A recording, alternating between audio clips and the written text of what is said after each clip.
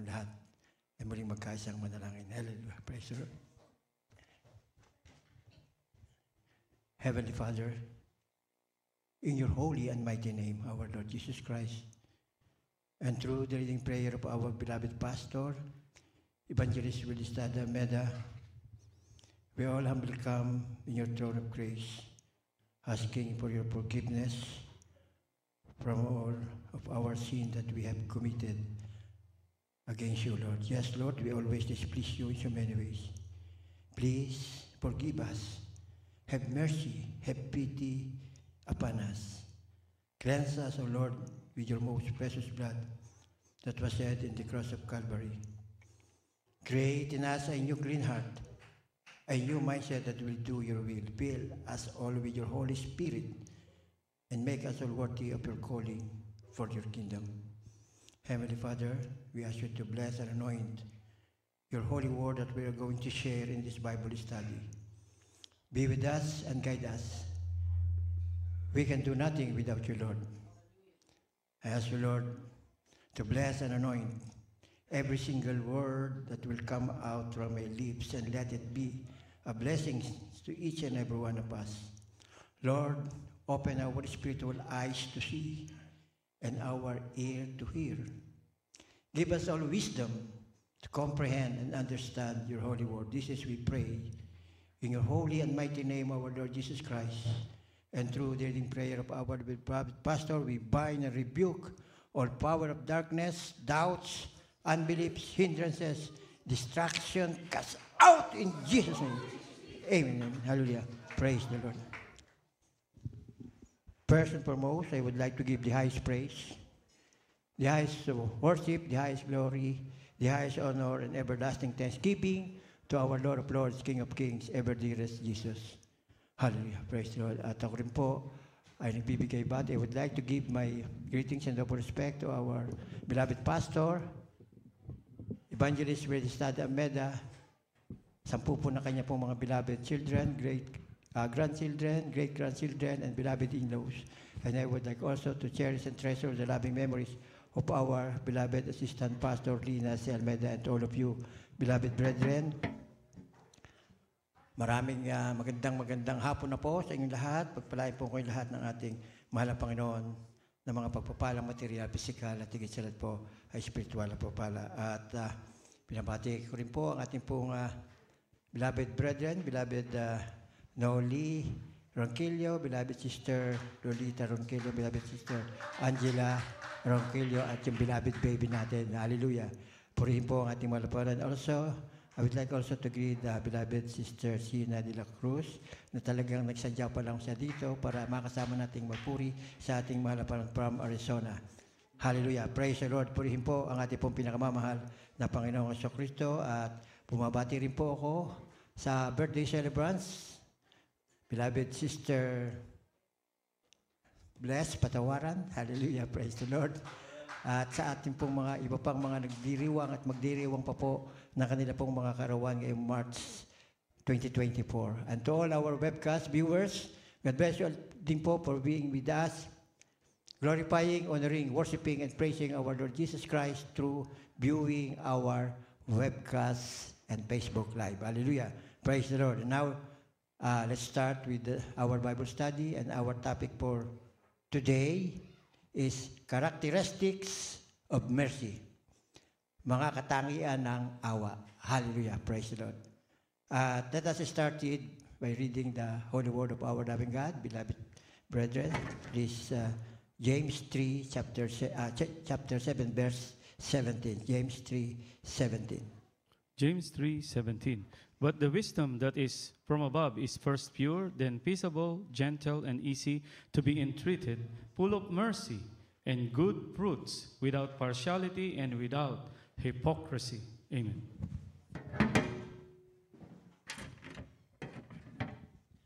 Ang sulat ni Santiago talatang 3, versikulo 17. Ngunit ang karunungan ay buhat sa taas ay unay malinis, tsaka mapayapa, banayad, madaling mapanahingan, pospos ng kawaan at mabubuting bunga, walang inaanyuan, walang pagpapaimbabaw. Amen. Amen. Puri po ang banal na salita ng ating mga panahon. God bless you po, beloved preachers, for reading the holy word of our Lord. Ating pong palakpakan po ang ating pong pinakamamahal na Panginoon. Isa pong malakas na palakpak para po sa ating pinakamamahal na Panginoong Kristo lamang. Hallelujah. Praise the Lord.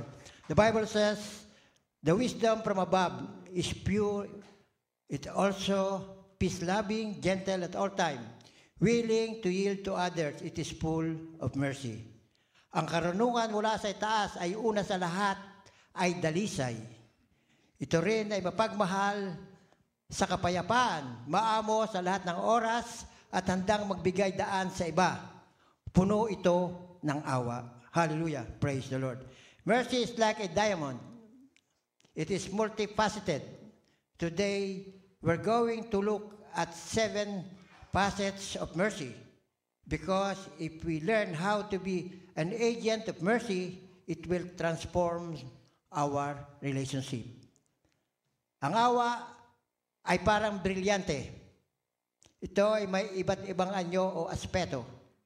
Ngayon ay titingnan natin ang 7 aspeto o iba't ibang anyo ng awa. Dahil kung matututunan natin kung paano maging katawan ng awa, mababago ang ating mga kaugnayan o relasyon.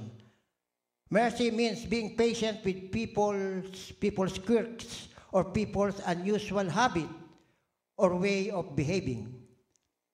How do we get more patience for our kids, to our spouse, or friends, and even to our brethren? The Bible says in James 3:17, the wiser we become, the more patient and merciful we become. Ang ibig sabihin ng awa ay pagiging matyaga sa di pangkaraniwang ugali o pag-uugali ng mga tao. Paano tayo makakakuha o magkakaroon ng higit na pasensya sa ating mga anak, sa ating asawa, mga kaibigan o kahit na mga kapatiran na di pa lubos na nababago ayon sa kalooban ng ating mahal na Panginoon. The Bible says in Santiago 3:7, habang nagiging matalino, magiging mas tiyaga at mauwain tayo. Hallelujah. Praise the Lord. Ito po ang napakaliwanag sa bersikulo ating binasa sa James 3:17. Nagkaroon tayo ng mauwaing puso. Kahit na nakakalampas sa atin, yung kahit na sino, dapat ay nasa pakumbaba ka pa rin. At dito makikita na tunay na ikaw ay nananampalataya, sumusunod at tumatalima sa kautusan ng ating mahal na Panginoon. Napakahirap utusin ito. Pag halimbawa, nairita ka doon sa kausap mo o may nagawang magkakamali. Pero kung ikaw ay tunay na anak ng Diyos, mapapalampas mo yan. Ako guilty rin dito sa bagay nito. Namabasa ko, kasi pag ako'y may itang ulo, ay nakakasigaw ako.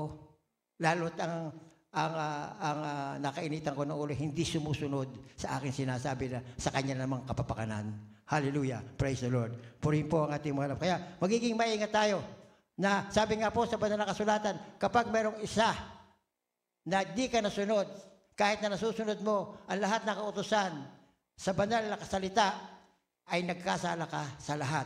Kaya po kinakailangan tayo maging maingat sa lahat ng sandali at sa lahat ng oras.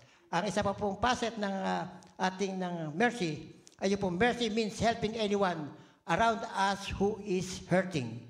We cannot love our neighbor or ourselves without being merciful. The Bible says, whenever we possibly can do good to those who need it, our loving God is not simply watching what we do. He is watching also our attitude. The Bible says, when we show mercy, do it cheerfully. Basahin po natin ang Proverbs chapter 3, verse 27 and Romans 12:8. Hallelujah. Praise the Lord. From the book of Proverbs chapter 3, verse 27, withhold not good from them to whom it is due when it is in the power of thine hand to do it. And Romans chapter 12, verse 8. Or he that exhorted on exhortation, he that giveth, let him do it with simplicity. He that ruleth with diligence, he that showeth mercy with cheerfulness. Amen. Amen. Mga Kawikaan, talatang 3, versikulo 27. ikait ang mabuti sa kinauukulan pagka nasa kapangyarihan ng iyong kamay na ito'y gawin. Dito naman po sa mga taga-Roma, talatan 12, versikulo 8. O ang umaaral ay sa kanyang pag-aaral. Ang nagbibigay ay magbigay na may magandang loob. Ang magpupuno ay magsikap. Ang nahahabag ay magsaya. Amen. Amen. Purihin po, madalang salita ng ating mga Panginoon. Hallelujah, praise the Lord. Ang isa pa pong aspeto ng awa, ang ibig sabihin ng awa ay pagtulong sa sino mang nasa paligid natin na nasasaktan. Hindi natin kayang mahalin ang ating kapwa gaya ng ating sarili nang hindi tayo maawain. Paano ka maaawa sa iyong kapwa kung wala sa iyong puso ang pagkamaawain? Kaya kailangan yung pagiging maawain bilang anak ng Diyos ay meron tayo noon. At siguradong meron tayo noon dahil ang Espiritu ng Diyos ay nananahan sa bawat isa sa atin. Hallelujah, praise the Lord. Sabi nga po sa Kawikaan 3:27, saan man tayo maaari makagawa ng mabuti sa mga nangangailangan nito. Ngunit ang ating mahal na Panginoon ay di lang nagmamasid sa ating ginagawa, siya ay nagbabantay sa ating mga saloobin. Ibig sabihin, hindi lang yung ating mga ginagawa o ano kung ano ang panlabas na kaanyon mo ang pinapansin lamang, kundi pati kung ano ang laman ng saloobin. Dahil ang mahal na Panginoon, alam ang ating iniisip, alam kung anong nasa ating puso, at alam kung anong ating ginagawa. Kaya dapat tayo mag-ingat dahil binibigyan na tayo ng pananaw o alituntunin o batas ng ating mahal na Panginoon na tayo maging mawain. Dahil kung itong mga talatang ito, itong mga kautosang ito ng ating mahal na hindi natin magagawa, tayo nagkasala sa lahat. Ay malapit nang bumalik ang ating mahal na Panginoon. Gusto ba nating hindi tayo makasama sa rapture? O hindi ba natin gusto kung kunin ng mahal na Panginoon ang ating hiram na buhay ay tayo nasa Kanya? Di ba kaya tayo naglilingkod? Kaya tayo nagpapakapagod na nagbibigay ay para ating mapaglingkuran ng lubos ang ating mahal na Panginoon. At ang ating pagsisigasig at pagnanais na masunod ang ating ay kalooban din ng ating Panginoon. Siya nasa ating puso, kaya ang pagsunod at pagtalima sa mga utos na ito ay madali nating magagampanan kung ang Espiritu ng Diyos ay nasa sa iyo. Purihin po ang ating pong mahal na Panginoon. Hallelujah, praise the Lord. At sinabi rin po na siya ay nagbabantay sa ating salawin. Sabi ng Romans 12:8, kapag nagpakita tayo ng awa, gawin ito na may kagalakan. Talagang kahit ikaw sa balak mo ikay inis na inis, ngingiti ka para mawala yung pagkainis mo. Talaga namang may mga ginagawa sa atin ng kapwa na nakakainis o nakakairita. Pero dahil nga tayo pinananis, wala na yung mga ganong inis. Ang nasa sa atin ay puro awa. Hallelujah, praise the Lord. At ang ikatatlong, the third mercy means giving people a second chance. When somebody hurts us, we normally want to get into or write that person off. But the Bible says, stop being bitter and angry and mad at others. Don't yell at one another or curse each other or even be rude. Instead, be kind and merciful and forgive others, just as God forgave you because of Christ. Basahin po natin ang Ephesians 4:31 and 32. From the book of Ephesians chapter 4:31 and 32. Let all bitterness and wrath and anger and clamor and evil speaking be put away from you with all malice. Amen. And be ye kind one to another, tender-hearted, forgiving one another, even as God for Christ's sake hath forgiven you. Amen. Ang sulat ni Apostol Pablo sa mga taga-Epeso, talatang 4, versikulo 31 hanggang 32. 31. Ang lahat ng kapaitan at kagalitan at pagkakalait at kadaldalan at panlilibak ay mag-alis nawa sa inyo, pati ng lahat ng masamang akala. 32.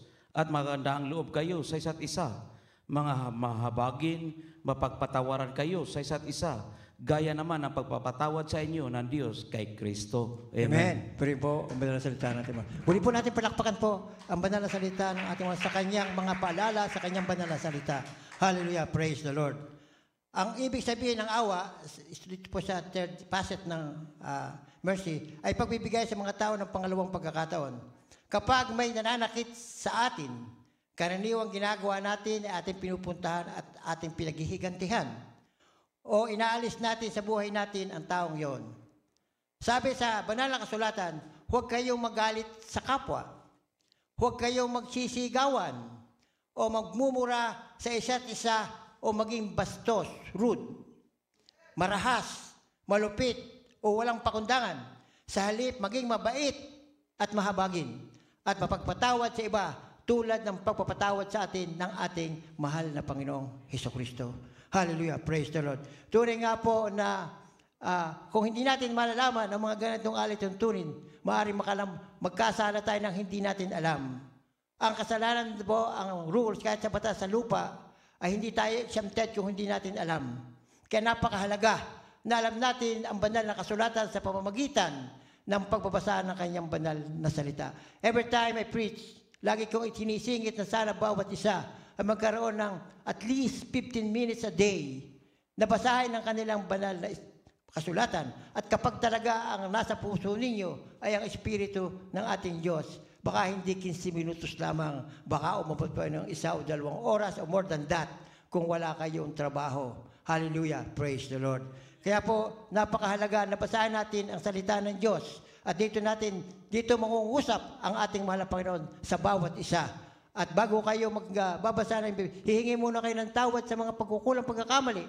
At hingilingin nyo sa ating mahal na Panginoon na kayo'y gabayan, patnubayan, ipaunawa sa inyo ang inyong salita, ang kanyang salita na inyong binabasa para maunawaan nyo ng lubos at tumanim sa inyong mga puso at sa inyong mga isipan. And the fourth facet of mercy is mercy means doing good to those who hurt you. Mercy is giving people what they need, not what they deserve. Why should we do it? Because that's what our dearest Jesus does with us. Dearest Jesus says, love your enemies, do good to them, and lend to them without expecting to get anything back. Then your reward will be great, and you will be children of the Most High. Because God is kind to the ungrateful and wicked, be merciful just as your Father is merciful. Basahin po natin ang Luke chapter 6, verses 35 to 36. Luke chapter 6, verse 35 to 36.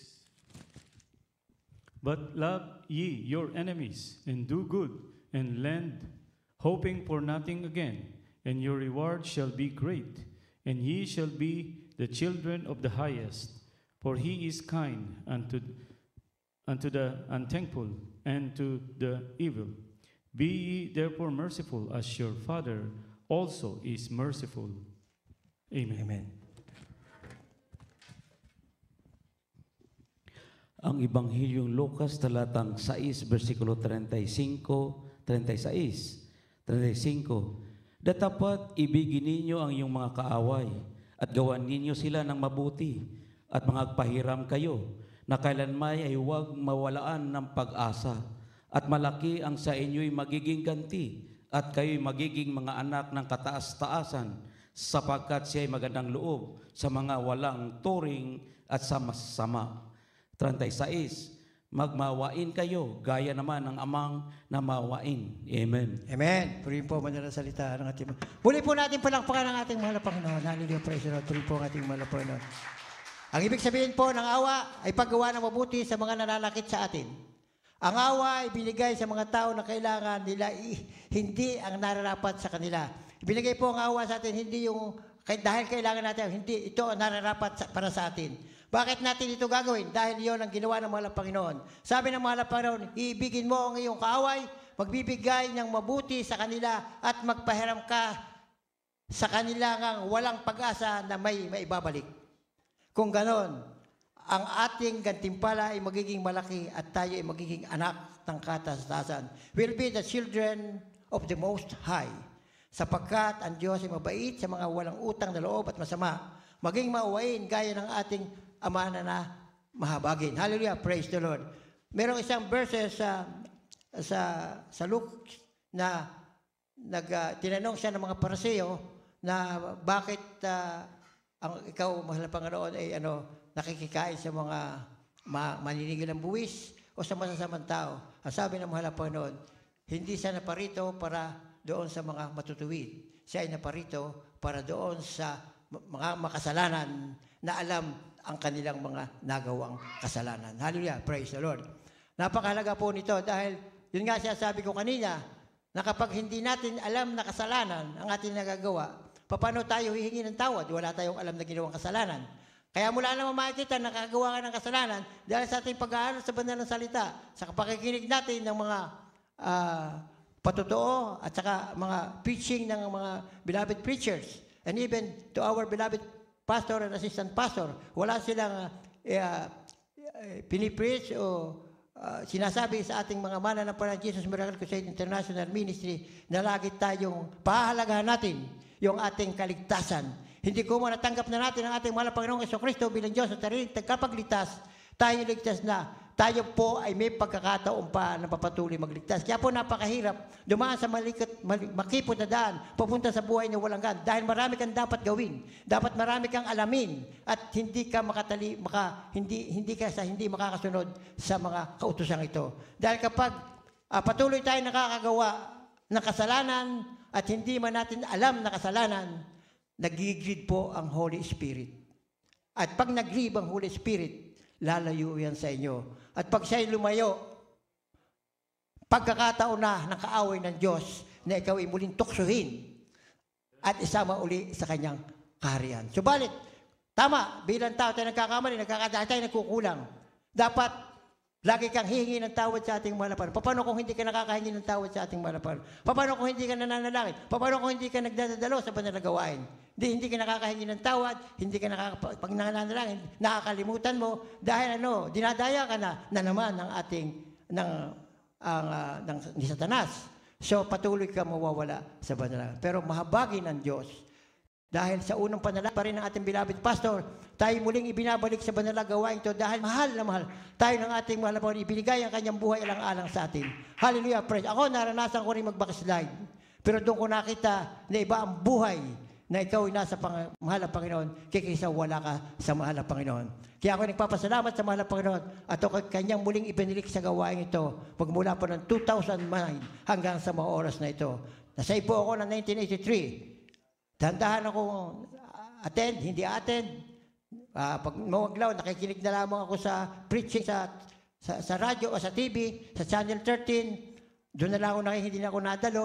Pero pagka may minsan, napasasabihin ako ng pinsan ko, hindi ka ba sasama sa... Yun, nakakasama ako. Pero madalang. Pero yung madalang na yon na hindi ko pagdalo, yung mga ginagawa kong kasalanan bago ko na tanggap ang mahal na Panginoon, nasobrahan ko pa, nagawa ko pang triple yung kasalanan. Nagbalik lang ako makarating na dito sa Amerika noong 1996. At doon ko nakita ang kahalagaan ng katuruan ng ating beloved pastor Evangelist Feliciano Meda. Alam niyo ang ginagawa ko nung wala akong mapuntahan dito, wala akong alam na wala naman dito ng Jesus Miracle Crusade pa noon eh. Ang trabaho ko sa labas. Kaya every time na nasakyan ako, nagpapatugtog ako ng gospel song. Yun ang naging daan ko para ako'y muling tawagin uli ng mahal na Panginoon. Nakaranas din ako ma-accidente dito sa freeway. Tumatakbo ako ng 50 miles an hour. Pero umulan, yung dinaanan kong daan ay may na-aksidente, may langis. Ay di pagdating ko dyan, ako'y umikot. Umikot ako ng kung ilang beses. Dalawa yun, gano'n din sa truck. Naulan din. Ay hindi mo matuloy na, kalbo yung aking gulong. Ayun nga, pagkadaan ko sa medyo may tubig, umikot na naman ako. Buti, hindi kami nahulog dito sa kanila. Kasama ko po ang biyalang ko at saka bilabid ko. Halya, pero, kami nung mula, bakit kaya gano'n? Hindi ako, wala akong nasasaktan yung sasakyan. Ganon din ang nangyari sa akin nung nasa Pilipinas. Nakatanggap na ako noon. Pero umiinom pa rin ako. Lasing na lasing ako, nagdadrive ako. Dumaan ako ng kurbada, yan, 1995, bago ako dumating dito. Dumaan ako ng kurbadang ganyan, ay matuloy yung takbo ko, may kasama kong isa. Ay, di pinangga ko yung puno ng, puno ng siniguelas. Ay di mabuti at hindi rekta, sa gilid lang akong ganon. Ay di yung kotse ko, palibasa box, tumagilid na ganon. Hindi nga kami makalis. Buti na lahat yung pisa kong isa, ay sinusundan pala ako at naalam ako yung lasing. Siguro pag ganun ako sa daan. Ayun, kaya lang kami nakalabas. Buti, pasalamat ako sa mahal na Panginoon dahil sa kaunaan ng pagkakataon, ako lang ang na-aksidente doon na hindi namatay. Lahat na na-accident dito lasing, patay ng patay. May layunin pa pala sa akin ng mga lapaon. Hindi ko ina-expect na ako'y muling gagamitin, tatawagin natin mga. Hindi lang ako tinawag, hindi lang ako pinabalik. Narito ako sa inyong harapan. Pinaghahayag niya ako ng banal na salita na sa aking paghahayag na tinatamaan ako sa mga preaching ko. Dahil ako'y tao, makasalanan ako. Pero pag nalaman kong mali pala yun, hindi ko na uli ginagawa. At hinihingi ko ng tawad sa ating mahal na Panginoon. Hallelujah, praise. Napaka-maawain ang ating mahal na Panginoon. And through the reading prayer ng ating beloved pastor, pinabalik uli ako ng ating mahal na Panginoon sa ating banal na gawain. Hallelujah, praise the Lord. Purihin po ang ating mahal. Mercy means being kind to those who offend us. We have to be more interested in winning people to Christ than in winning the argument. In Jude chapter 1, verses 22 to 20, show mercy to those who have doubts. Save others by snatching them from the fire of hell. Show mercy to others, even though we are afraid might be stained by their sinful lives. Basahin po natin ang Jude 1, 22 to 23. From the book of Jude, chapter 1, verse 22 to 23. And of some have compassion, making a difference, and others save with fear, pulling them out of the fire, hating even the garment spotted by the flesh. Amen. Ang sulat ni Judas talatang 1, versikulo 21, 22, 21, 22 and 23. At ang ibang nagalinlangan ay inyong kahabagan, 23. At ang iba'y inyong iligtas, agawin ninyo sa apoy. At ang iba'y inyong kahabagan na may takot, na inyong kaputan, pati ng damit na nadungisan ng laman. Amen. Amen. Purihin po. God bless you po. Beloved preacher for the Lord. Ang ibig sabihin ng awa, ito po ay kalimang aspeto ng awa, ay pagiging mabait sa mga nananakit o nakakasakit sa atin. Kailangan nating maging interesado o hangarin ang pagpapanalo o pagdadala ng tao sa ating mahal na Panginoon kaysa magwagi sa argumento o pagtatalo. Sabi ng banal na kasulatan, magpakita ng awa sa mga nag-aalinlangan. Iligtas ang iba sa pamamagitan ng pag-agaw sa kanila sa apoy ng impyerno. Magpakita ng awa sa iba. Kahit na natatakot tayo na baka mabahiran tayo ng kanilang makasalanang buhay. Tandaan po natin, sa ating pong pakikipag-argue, minsan pagka tayo nag-share ng banal na kasulatan, meron mga hindi naniniwala na paglalabasan ay nagtatalo. At kasi nga, hindi natin ginagawa, natatakot tayo na baka tayo mabahira ng kasalanan. Pero, ang ating ipinaliliwanag ay kung paano sila maliligtas. Kaya napakahalaga na kung tayo hahayo, kayo may fasting at saka kayo nananalangin muna. Dahil nga makakasama ninyo o makakaharap ninyo ang mga taong walang pananampalataya. Pero hindi naman ibig sabihin na tayo makikipagkapwa rin tao, ay gagawin natin yung kanilang ginagawa na labag sa kautusan ng ating mahal na Panginoon. Kinakailangan, hindi ka makikipagtalo at hindi mo gagawin ang ginagawa. Manapa, hikayatin mo siya na madala sa paanan ng ating mahal na Panginoon. Dahil kapag ikay nagsalita ng banal na salita na binigay mo, nasa sa iyo, kasama mo ang ating mahal na Panginoon. At tatanim yan at tatiim yan sa kanilang mga puso at isipan. Kaya walang pagtatalo kapag ang puso ay pinanahanan na ng banal na Espiritu. Maraming mga kapatiran ganyan na takot sila pag minakausap na ganyan, nakikipagtalo. Pero nakakapagtaka ka. Pag ikaw na ang kaharap at yun nga, kumpleto ka sa iyong armas, bago mo siya kausapin, hindi na siya makapagsalita. Manapa ay natatat sa kanyang puso at naniniwala sa sinasabi mo sa kanya. Yan yung padali. Maraming beses ko na pong napatunayan ang mga bagay na yan. Talaga pong mga ibang nakakaharap ko ay napakagaling manlait. Sari-sari ang sinasabi na hindi daw kanilang Diyos ay tunay na Diyos. Ay meron ba naman tunay na Diyos na hindi nagsasalita, hindi nakakaramdam? Ang tunay na Diyos ay nagsasalita sa atin sa pamamagitan ng banal na kasulatan, banal na salita, at pag nakikinig ng banal na salita. Sabi nga, hearing and hearing by the word of God ang lumalakas po sa ating pong pananampalataya. Faith cometh by hearing and hearing by the Word of God. Kaya po, napakahalaga na magampanan po natin ang mga ganitong bagay bago po tayo papasok sa mga ganong bagay. Dahil nga po, pag hindi ka kumpleto sa panalangin, hindi ka nakakapagpas, sigurado makikipagtalo ka lamang sa labas. Pero pagka ikaw ay kumpleto sa requirement, manginginig ang kanilang mga tuhod at makikilala niya ang tunay na Diyos at sila'y magbabago. Madadala mo sila sa kaharian ng Diyos. At pag nasa kaharian ng Diyos, pag patuloy na nasa kanyang patuloy siyang lilinisin. Dadaan ang mga pagsubok, dadaan ang mga problema. Pero sa kabila ng pagsubok, sa kabila ng problema, nandiyan ka pa rin. Patuloy nagpupuri, naniniwala, nanampalataya sa nag-iisang Diyos. Walang iba kundi ang ating pinakamamahal na Panginoong Jesucristo na siya lamang tutulong sa tao upang patuloy na magmana ng buhay na makasama. Sabi mo pa nga sa banal na kasulatan, He is the way, the truth, and the life. No one can go to the Father except through Him. Sinabi ng mahal na Panginoon nang siya ay nandito pa sa ibabaw ng lupa. Hallelujah, praise the Lord. Kaya marami pa hindi nakakaintindi na ayaw maniwala ng ating mahal na Panginoon ay siyang Diyos Ama. Dahil ang Diyos ay Espiritu. Siya ay nagkatawang tao sa buhay ng ating mahal para tayo matubusan kasi walang makatubusan nating kasalanan kung walang kamatayan sa krus ng Kalbaryo ang ating mahal na Panginoon. Hallelujah. Kaya lang tayo natubos dahil sinakripisyo niya ang kanyang buhay. Hindi siya nga mismo nung siya harap na sa krus ng Kalbaryo na siya huuli na ay sinabi niya na nanalangin siya sa Panginoon na tanggalin niya ang gagawin yon. Pero subalit sabi niya kung ano inyong kalooban ay siyang masusunod. Kaya po, gano'n at noon nga, pag tinanggap natin ng mahal na Panginoon, bibigyan tayo ng banal na Espiritu.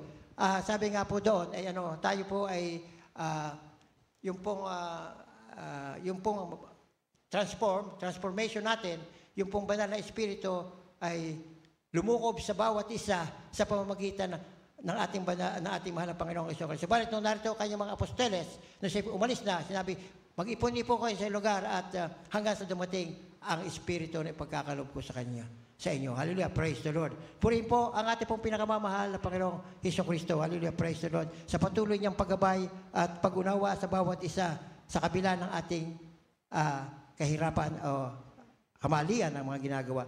Mercy means building bridges of love to the unpopular. This is when what we call premeditated mercy because we intentionally build friendship with people who don't have friends or who are not accepted at work or in society. Yung pong mga mga mahihirap na tao o yung mga makakasalanan ng tao, all na hindi po accepted ng kapwa dahil sa mga nagagawa nila o dahil sa kahirapan. When the Pharisees questioned why our dearest Jesus ate with tax collectors and other unpopular people, Jesus said, I want you to show mercy, not offer sacrifices.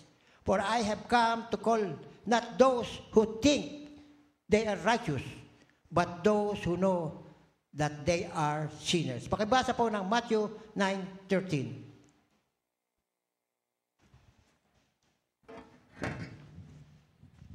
From the book of Matthew chapter 9 verse 13. But go ye and learn that what that meaneth, I will have mercy and not sacrifice, for I am not come to call the righteous but sinners to repentance. Amen. Ayon kay Mateo, ang Ebanghelyo ni Mateo, talatang 9, versikulo 13. Datapwat magsihayo kayo at inyong pag-aralan kung ano ang kahulugan nito. Habag ang ibig ko at hindi hain, sapagkat hindi ako naparito upang tumawag ng mga matuwid, kundi ng mga makasalanan. Amen. Amen. Purihin po ang banal na salita natin mga purihin po ang ating pinakamamahal na Panginoon. God bless you po, beloved Fisher, for reading the word of our beloved God. Muli pa natin palakpakan po ang ating pong pinakamamahal na Panginoong Jesucristo. Hallelujah. Praise the Lord. Isa na naman pong talata na binigay natin ng mahal na Panginoon ng ganang tinuturo sa atin natin gawin. Ang ibig sabihin ng awa ay pagbuo ng tulay ng pag-ibig sa mga hindi sikat o bantog, kinayayamutan o kinasusuyaan. Ito ang tinatawag natin pinaghanda ang awa dahil sinasadya nating bumuo ng pakikipagkaibigan o pakikipag-ugnayan sa mga taong walang kaibigan o hindi tinatanggap sa kanilang mga trabaho dahil sa mga kanilang kakulangan o sa lipunan. nang tanungin ng mga Pariseo kung bakit kasama ng ating mahal na Panginoong Jesucristo ang mga maniningil ng buwis at iba pang hindi sikat na mga tao, sinabi ng mahal na Panginoon, nais kong magpakita kayo ng awa, hindi mag-alay ng hain. Sapagkat naparito ko upang tawagin hindi ang mga nag-iisip na sila'y matuwid, kundi yung mga alam na sila ay makakasalanan. Hallelujah! Praise the Lord! Kaya po sinakripisyo ng mahal na Panginoong Jesucristo ang kanyang kaharian. Bumaba siya sa kanyang trono ng biyaya sa kalangitan at nagkatawan tao, nanahan, binuwis ang kanyang buhay alang-alang sa atin. At ang sino man tatanggap sa kanya bilang Diyos sa sariling tagapagligtas at napapabautismo sa kanyang marilag at banal na pangalan ay patatawarin sa lahat ng kasalanan at bibigyan pa ng banal na espiritu na siyang mananan sa ating mga puso at isipan upang tayo po ay magabayan, mapatnubayan, na gawin natin ang tama na naayon sa kanyang kalooban at umiwas tayo sa mali na wala sa kalooban ng ating mahal na Panginoon. Hallelujah! Praise the Lord! Kaya po napakahalaga po ang ating pagbabasa ng banal na kasulatan. Hallelujah! Praise the Lord! At ang pampito po na anyo o aspeto ng awa ay mercy means valuing relationship over rules. In Romans 13:10 says, love fulfills the requirements of God's law. If we want to show mercy, put people before policies. Put their needs before procedures. Put relationships before regulations. Choose love over law. Ang ibig sabihin ng awa ay pagpapahalaga sa mga relasyon kaysa sa mga alituntunin. Sabi ng Roma 13:10, ang pag-ibig ay tumutupad sa hinihingi ng kautusan ng Diyos. Kung nais natin magpakita ng awa, unahin ang tao bago ang patakaran. Unahin ang mga relasyon bago ang regulasyon o alituntunin. Piliin ang pag-ibig kaysa batas. Kasi ang mga talatang ito na sinabing law, kasi dito sa ibabaw ng lupa, maraming batas na dapat kang sundin. Na dapat naman tayo tumali habang tayo nandito. Pero kung ang batas na sinasabi dito sa ibabaw ng lupa ay taliwas sa batas na ibinigay sa atin ng mahal na Panginoon, ay sino ang susundin natin? Di dapat tayo sumunod kung ano ang kalooban ng ating mahal na Panginoon. Isa pang palala na naalala ko, noong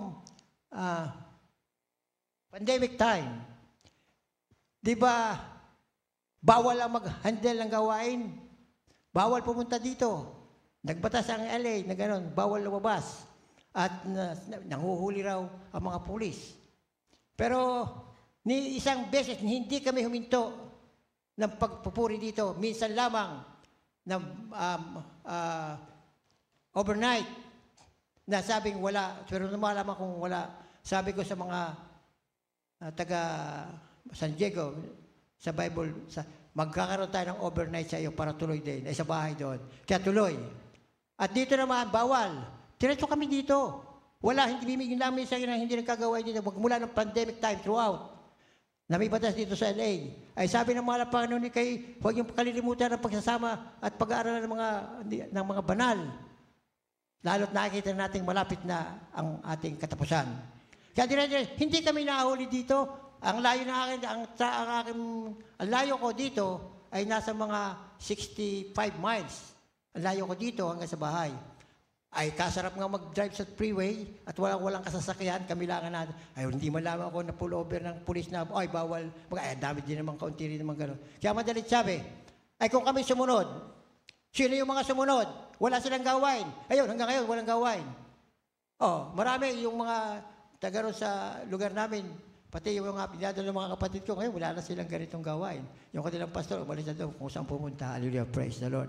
Sila ay puro, sa bahay na lang sila nag-handle ng kanilang gawain through webcast. Ganun lang ginagawa nila. Nakakahabag na kapag hindi tayo talaga tumalima, malalayo ka sa espiritu ng ating mahal na Panginoon. Hindi ka maliligtas, wala kang makakaging kaligtas. Basahin po natin ang katapusang verse natin, Romans 13:10. At maghanda na po ay mag-aawit. Book of Romans chapter 13 verse 10. Love worketh no ill to his neighbor, therefore love is the fulfilling of the law. Amen. Ang sulat ni Apostol Pablo sa mga taga-Roma, talatang 13, versikulo 10. Ang pag-ibig ay hindi gumagawa ng masama sa kanyang kapwa. Ang pag-ibig nga ay siyang katuparan ng kautusan. Amen. Amen. Purihin po ang salita ng ating mga Panginoon. Hallelujah. Praise. Ang pag-ibig ay hindi gumagawa ng masama sa kanyang kapwa.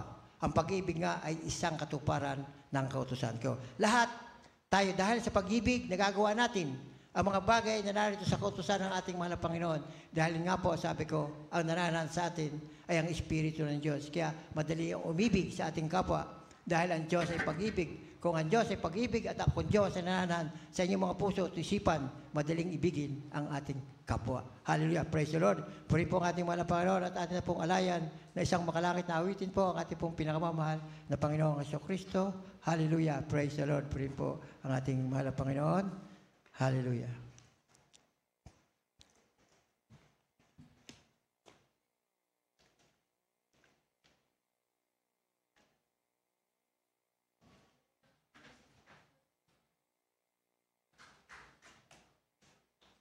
Hallelujah. Praise the Lord.